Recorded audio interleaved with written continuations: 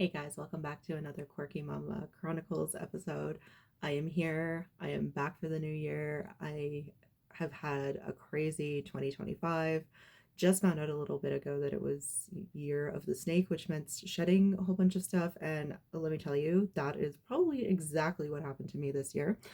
I want to talk to you guys about what is normal and what has been normalized. First of all, we have a guest today. This is Sylvia Kellaton. She's going to be joining us for probably most of my videos and podcasts because she is my emotional support skeleton. Now, is it normal to have an emotional support skeleton? Probably not, but I'm going to normalize it because I think if something helps you out and makes you feel good and kind of brings out more of who you are, why not have it, right? So anyway, there she is. Um, yeah, so normal versus normalized behavior in our society, especially when it comes to moms. So, what's normal right now and is exhausting moms out to the max is this idea that we have to do it all. It's this idea that we can't ask for help because this is the situation that we have put ourselves in, that we chose to do, that somehow we're failing our kids by asking for help because we're showing them that mom can't handle it all. We are, if we're a stay-at-home mom, we're expected to keep the house clean, cook food, probably from scratch, keep the meals warm for when our significant other comes back, keep the kids entertained 24/7, clean up, everything, right? So, okay, there's that. But then there's also the moms who work just as much, if not more, during the day, like at a job, whether they have a 9 to 5 or it's shift work or whatever the case might be. They're still expected to come home and clock in to being a mom and clean the house and make the meals, preferably from scratch, and keep the meals hot and look good and be fit and don't look tired. Can't have those dark circles around your eyes. Um, and if you've got a nanny, well, you've got way too much money. What the heck are you doing?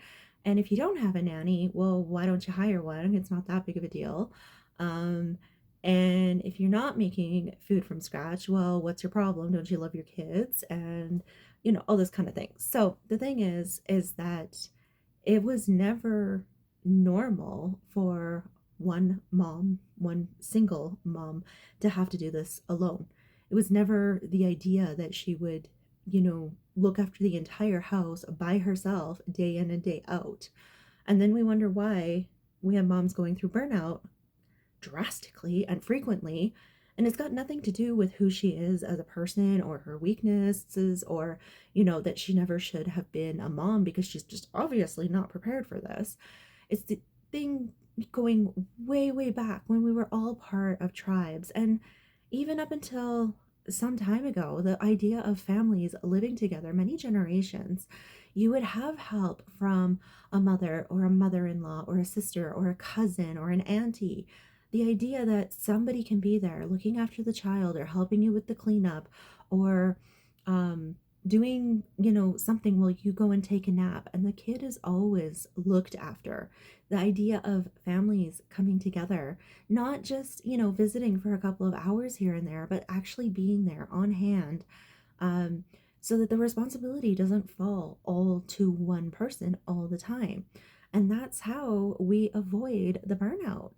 It's the only way. I mean, here we are helping out our kids, our significant others, our friends, our work colleagues, whoever, so that they don't burn out. And yet we're not allowed to give the same grace to ourselves because then there's something wrong with us.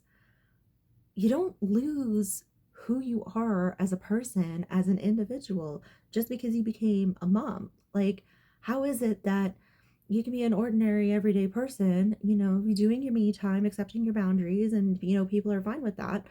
But the moment you become a mom, it's like that's not allowed to happen anymore. Like, how is that normal? Seriously, I don't understand. And this is coming from someone who did burn out because she tried to do everything by herself because she grew up being told that she was just a burden and couldn't do anything. So of course I took everything on by myself because I'm not going to burden myself on someone else after I've made the decision to have a kid. So I burned out hard and it has taken me years of healing. First of all, the thoughts around me, being a burden, having to do it all by myself and everything, but also healing, you know, mentally from burning out before I could even accept help without feeling guilty. And yet we're expecting moms to just do this and accept it. Oh, but if she can't do it, there's something wrong with her. Like, make it make sense? I don't know. Does this make sense to anyone else? Seriously, if it does, let me know in the comments because I would love to hear how this is supposed to make sense. And if it doesn't make sense, I would also like to hear because I can't be the only one seeing this happening to moms, experiencing this. And I think it's time we stop not recognizing that there's a problem here and actually speaking out about it. One of the things around, the whole quirky mama model is that we own our happiness and our confidence. And we can't do that if we continue to burn out and play small and not draw our line in the sand somewhere. So let me know, like, do you know someone going through this? Are you going through this? What did you do to combat it?